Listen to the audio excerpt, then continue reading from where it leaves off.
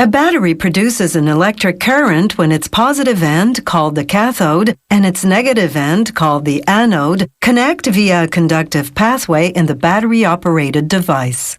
This pathway conducts electricity when three components, two electrodes and an electrolyte, interact.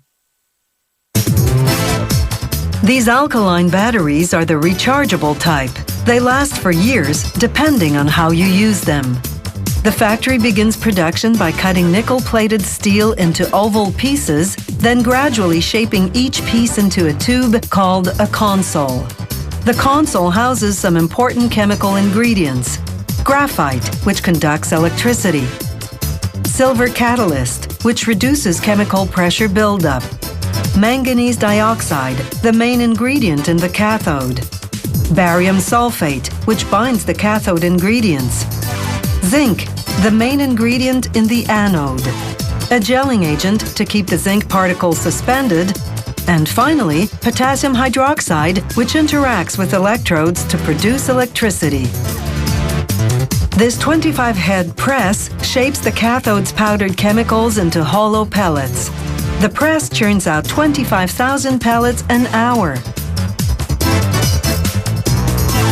A machine called the console press then inserts 3 pellets in each console. 3 because these pellets are so fragile that 3 smaller ones are easier to manipulate than 1 big pellet would be. Here's the insertion in slow motion.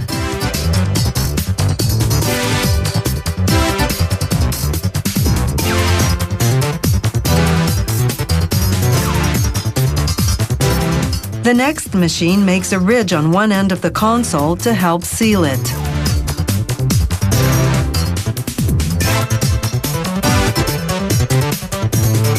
Plastic holders, called pucks, hold the consoles still as nozzles apply a sealant to the top, which is the negative end of the console. Next, they cut a roll of paper into small strips. These strips are called separators. They have microscopic holes that permit the flow of ions, electrically charged molecules, between the cathode and the anode. A hot melt glue machine deposits a small amount of glue into the separator, now rolled, and seals the positive end of the paper tube. The glue cools and hardens over the next minute and a half as the consoles move along a conveyor. The next machine injects an electrolyte, a potassium hydroxide solution. It takes 9 minutes to soak through the separator liner into the cathode pellets. Nozzles then inject about 4 grams of zinc gel into the anode cavity. Only about 2/3 of the gel weight is actually zinc. The other third is this company's closely guarded trade secret. It's what makes these batteries rechargeable. The zinc gives the gel its silver gray color.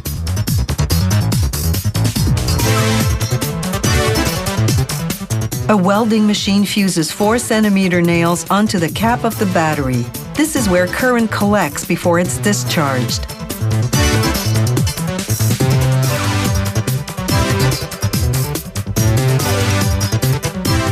The machine ejects the cap when finished, and another machine inserts it into the negative end of the battery.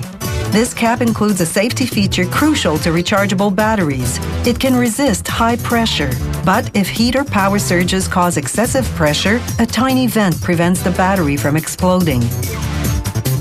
The machine folds over the console lip to enclose the contents. A rotating 3-headed crimping machine then makes a ridge in the finished battery to reduce the chance of leakage.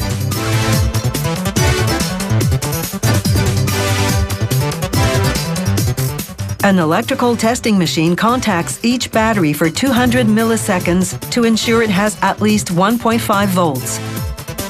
These batteries will be ready to use right away. No need to charge them first. The labeling machine uses light sensors to time the labeling of each battery casing. The plastic label lists technical information and adds additional insulation. Then, 3 seconds in an oven at 198 degrees Celsius shrinks the labels to a tight fit.